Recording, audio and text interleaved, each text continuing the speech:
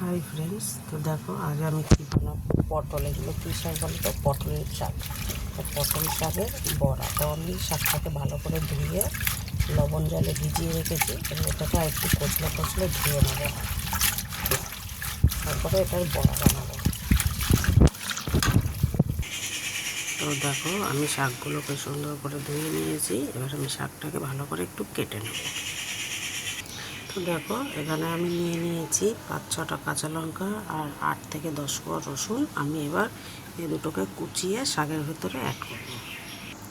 তো দেখো আমি রসুন আর কাঁচা লঙ্কাটাকে কুচিয়ে এতে দিয়ে দিয়েছি, আর দিয়ে দেবো কিছু কালো জিরে।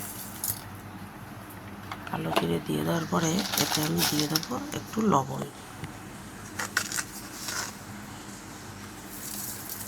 পরিমাণ মতো লবণ। এটা তোমরা বুঝে তোমাদের মতো করে দেবে। আর দিয়ে দেবো বেসন।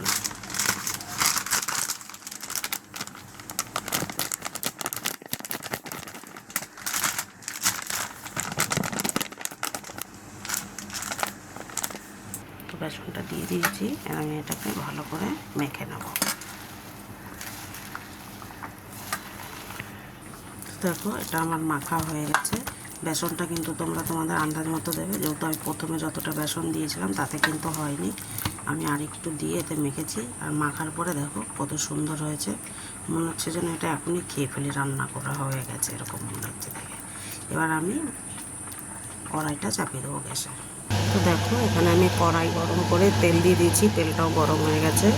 এবার আমি মেখে রাখা ওই পটল পাতাটা এবার আমি শেপ করে দিয়ে দেবো।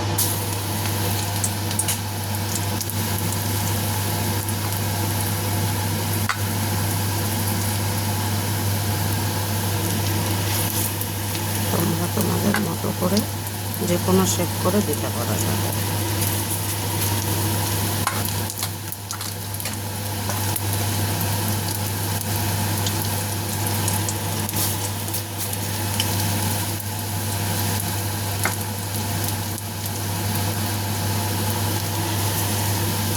তো দেখো বন্ধুরা, আমি কিন্তু বড়াটা একটু উল্টে দিয়েছি, আর গ্যাসের ফ্লেমটা কিন্তু একদম লোয়ে রেখেছি। দেখতে পাচ্ছ তোমরা, এটা কিন্তু একদম লোয়ে ভাজতে হবে, নাহলে কিন্তু হবে না। আর এটা ছাড়িয়ে যাওয়ার ভয় আছে। রসুনটা দেওয়ার জন্য এর একটা খুব সুন্দর একটা ফ্লেভার বেরোচ্ছে, এত সুন্দর একটা স্মেল যে তোমরা বাড়িতে না টেস্ট করলে বানিয়ে বুঝতে পারবে না। এটা যখন তোমরা রসুন দিয়ে এটা এরকমভাবে কড়াইয়ের উপরে দেবে, এটা কিন্তু খুব সুন্দর একটা ফ্লেভার বেরোবে, খুব সুন্দর একটা স্মেল। তোমরা কিন্তু ট্রাই করতে পারো।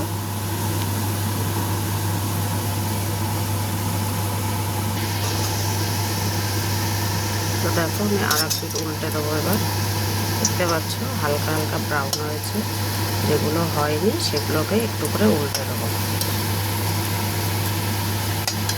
এটা একটু সময় নিয়ে ভাজতে হবে, যেহেতু ভেতরটা নইলে কাঁচা থেকে যাবে। এরকমভাবে হচ্ছে, এক পিঠ হচ্ছে এক পিঠ হচ্ছে না, এটাকে সুন্দর করে সময় নিয়ে নিয়ে ভাজতে হবে।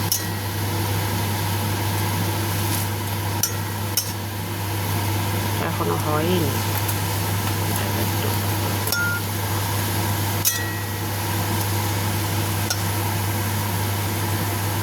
দেখতে পাচ্ছ কিছুটা হয়েছে, কিছুটা কিন্তু হয়নি। সেগুলো আমি উল্টাবো না, যেটা যেটা হয়েছে সেটাই উল্টাবো।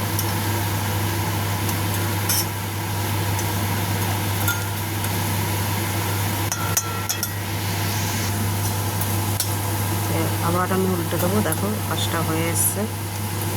যেগুলো হয়নি সেগুলো আবার উল্টে দেবো। এটা যেটা হয়ে গেছে সেটা সরিয়ে দেবো, এটাকে মাঝখানে দিয়ে দেবো। দেখো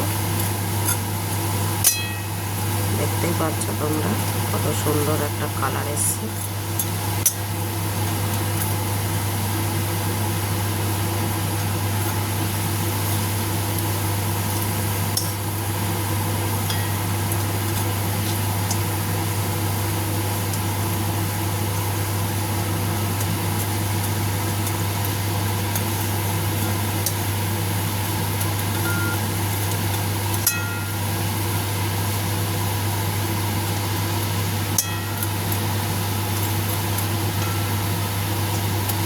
যেটা হয়ে গেছে সেটা নামিয়ে দেবো। এবার দেখো বন্ধু, আমি কিন্তু সব কটা বড়া দেখো সুন্দর করে মুচমুচ করে ভেজে নিয়েছি। তোমরাও কিন্তু এইভাবে এটাকে ট্রাই করতে পারো বাড়িতে, আর করার পরে খেয়ে দেখবে কত সুন্দর টেস্টি। তো তোমরাও বাড়িতে এইভাবে ট্রাই করো। ভালো লাগলে অবশ্যই লাইক কমেন্ট শেয়ার সাবস্ক্রাইব করতে একদম ভুলো না। ভালো থাকো, সুস্থ থাকো। আর এইভাবে বানিয়ে ভালো ভালো খাবার তোমরা খেতে থাকো, খাওয়াতে থাকো। Good bye.